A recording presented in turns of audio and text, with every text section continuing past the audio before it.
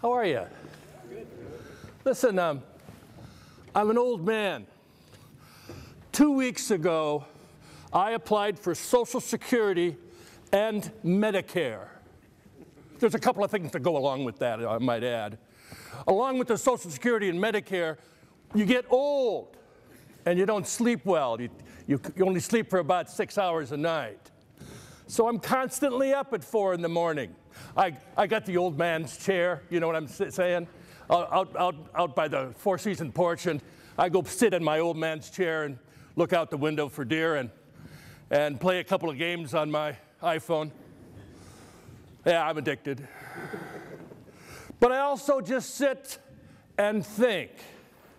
And what's the old line? Sometimes I just sits and thinks, and other times I just sits, you know? And for the last several weeks, I've been thinking about how I'm going to relate to you guys. I'm old enough to be your grandfather. But there's some things that happen in life that are universal, that happened to my great-grandfather and will happen to your great-great-grandchildren.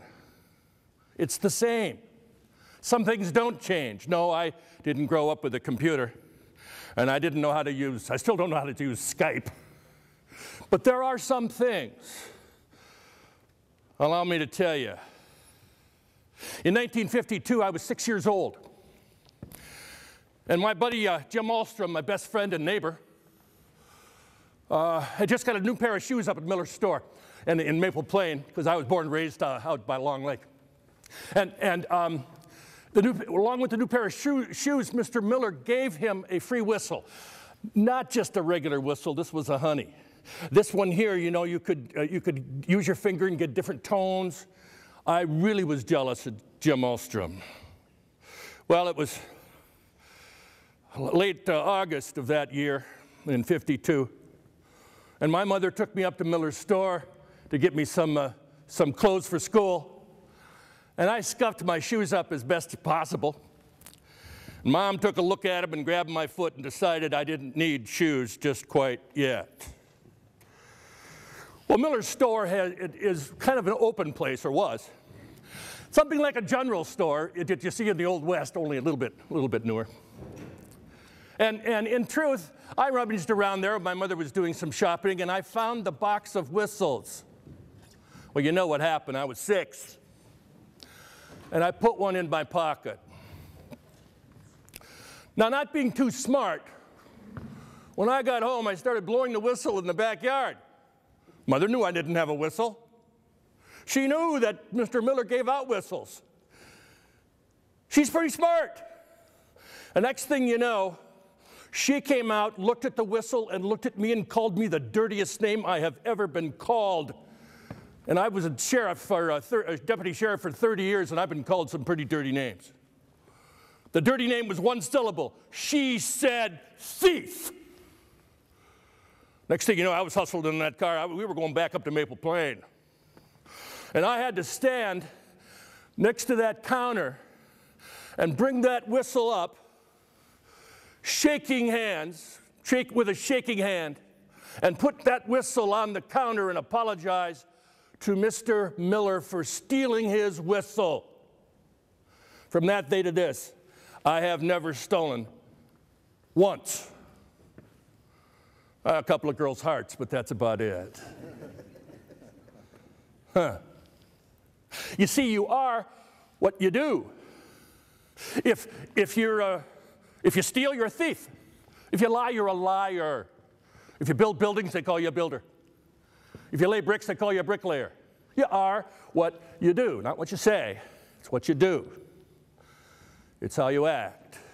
My mother only had an 8th grade education, but wouldn't you know, in my opinion at the time, she had a PhD in child behavioral modification. She knew what she was doing. Never stole again. A few years later, I was a freshman in high school, Orono. I promised not to say Wyzetta in front of this group, so it was Orono. And what happened was, I had a buddy that was pretty sick. He was home from school for a couple of weeks, and his mother would pick up the his assignments from school, and along with that, he got a hold of a biology test before myself and the rest of us took the test. He called several of us and said, come on over, I've got the test, I'll help you out. We can look it over, look up the answers, you'll ace the test. One word happened in the back of my mind, and you know what that was: thief. It dawned on me because I stopped and reframed the decision that I had to make. I took it out of the frame that was stuck into, which meant that I could ace a test, and put it into another frame and said, what is this really about?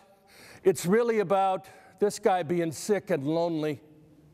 And I went over to visit him, but I didn't do it until after I had taken the test. And it wasn't because of him, it was because of Mom. And it was because I learned to reframe decisions that I made. A year or so later, I'm a junior in high school. I was a pulling guard in football. And that Tuesday morning, before a big game in October, they had sex education class at Orono in '63. You can imagine what that was. One sex education class lasted 30 minutes. They brought in Reverend Jake from the local church, and they brought in his wife to speak to the girls. It was during FIAD. Do you still call it FIAD? Physical education. And so the Reverend Jake talked to us guys, and Mrs. Reverend Jake talked to the girls. And the sex education was this: if you make a mistake and have sex with a girl, she's going to get pregnant. You're going to have to quit school because of the embarrassment, and you have to go to work because you have to support her and the child. If you have sex, you will not make as much money because you've already quit school. If you have sex, you will be shamed.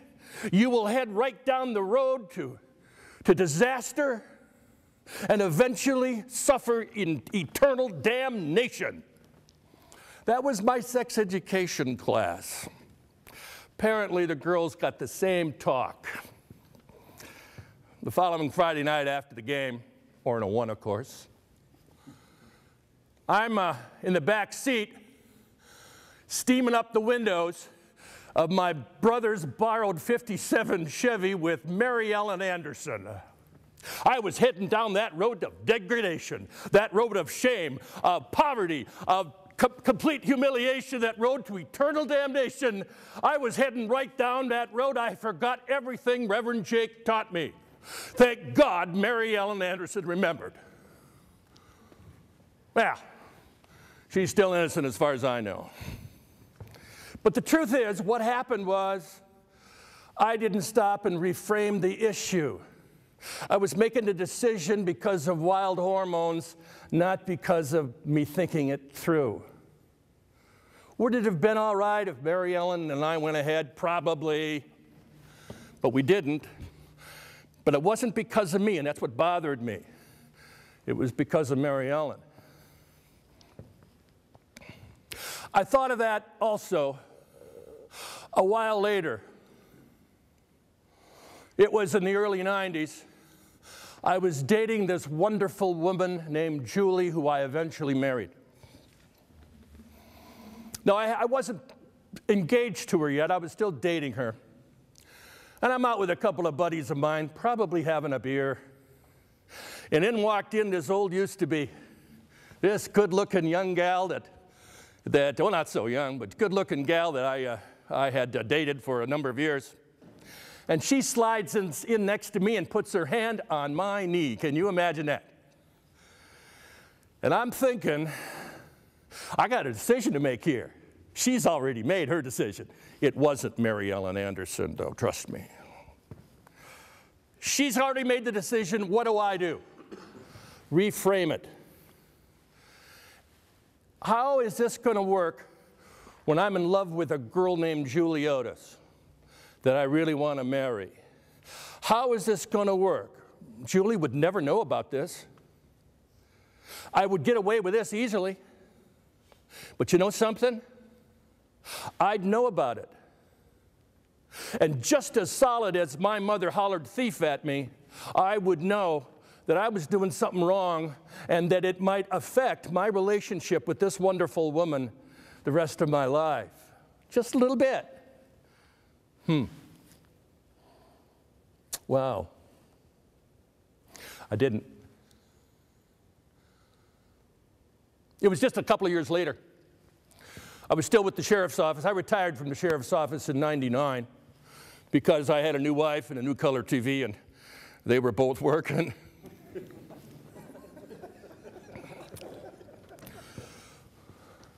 But I'll tell you what happened. There was a national sheriff's organization having their annual convention in Minneapolis. My sheriff, the elected official, was the host because he was the president that year of the National Sheriff's Association. It was my job to line up all of the entertainment.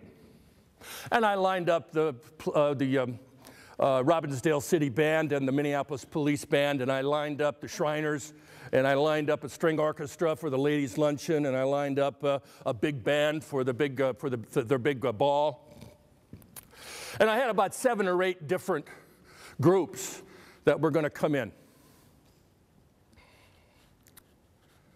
The sheriff apparently had a falling out with the guys that were running the convention. And he pulled every single Hennepin County deputy out of it, leaving them high and dry. Well, I didn't get the message. I showed up the following morning, and these guys that were running the convention looked at me and said, "What? How come you're here?" I said, "What happened?" And what they said was, "Your sheriff flipped a loony and decided that he pulled all his support back from this convention." What are you going to do, Neil? It's decision time. Do I follow the sheriff who actually gives me a paycheck? Do I follow him who actually controls whether or not I get promoted to captain? Do I follow him because I know what kind of a temper that man has? He'd tear me apart. Do I follow him, or do I make the decision to keep my word to 5 musical groups containing many of my friends? Do I make the decision for the job or my word? I framed it just like that. I can always get another job, but I can't always get back what I might lose concerning my integrity. And I never said a word. We just went straight ahead, and all of those bands and all of those entertainment people came in. And in truth, what happened was, towards the end of the last day of the convention, the sheriff made up, and everything was happy, and I'm glad I went ahead, and nothing was ever said to me or affected me, because I kept my word. I cared about my integrity more than I did really my job security. Is that the right thing? Yeah, it is. I reframed it and said, do I keep my integrity, or do I threaten my job? I kept my integrity. That's maybe why I was asked to speak. One last story. I had, and I'm going to brag this time, I had a very wonderful compliment last year. I was out with a few guys, friends of mine. We had several foursomes put together in a golf. We were playing yellow ball. You get a special ball, and you have to take turns playing with that ball. You shoot your own ball, but every 4th time you get the yellow ball because you're in a foursome. And if you lose the yellow ball, you lose the $10 you put in. And I happen to be matched up with the host. And one of the guys said, kind of in front of everybody, wait a minute, Dave has all of the yellow balls with these special little stripes on them. How do we know he doesn't have an extra one? And if he loses his, he'll cheat. And the best compliment of my life was when another player said, Neil's in his foursome, that won't happen. It's integrity. You wear it. You wear it. You wear the decisions that you make. I want to thank you for being here today, and thank you for the opportunity to speak to you. God bless.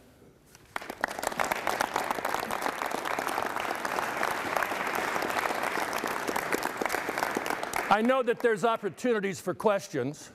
Does anybody have a question? I mean, I'll lie to you and you'll never know if it's true or not. I have a question. Yes. I was hoping that you could, integrity, kind of driving that home to me, I'm hoping that you can define what integrity means to you. Okay.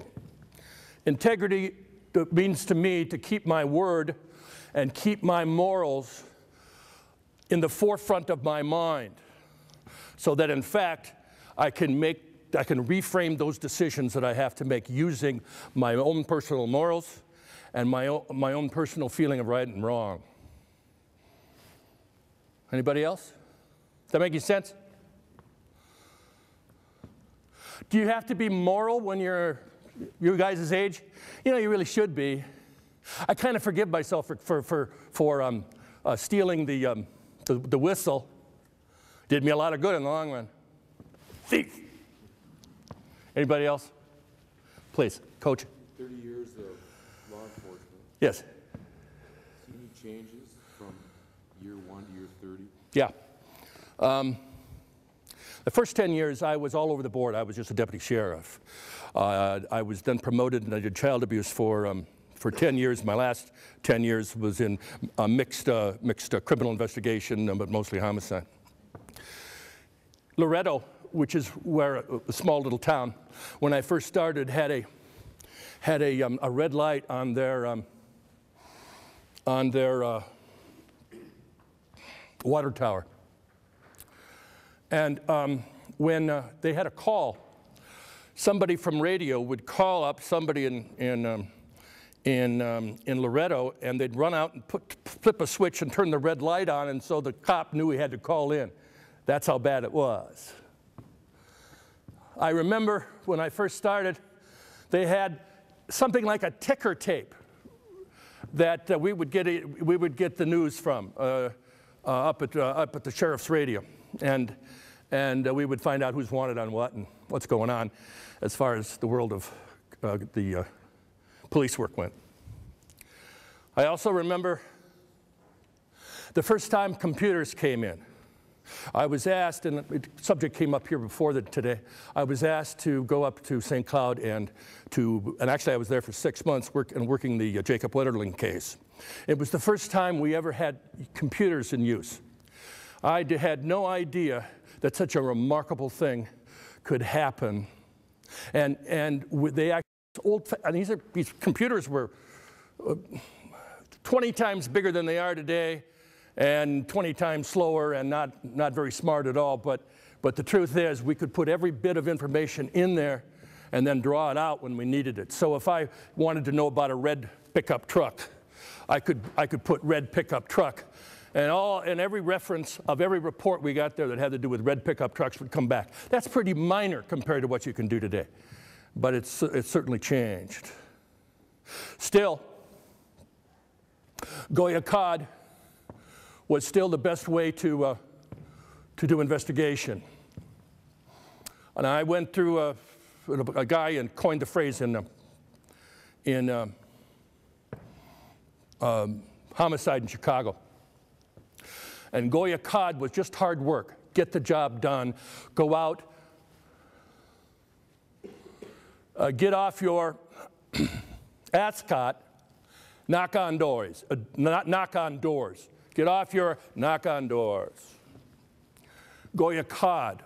And the idea was get out there and meet people. And that's how you do it. Computers aren't going to do that for you. Anybody else, guys? Please, sir. Can you describe the Freemason organization? Yeah.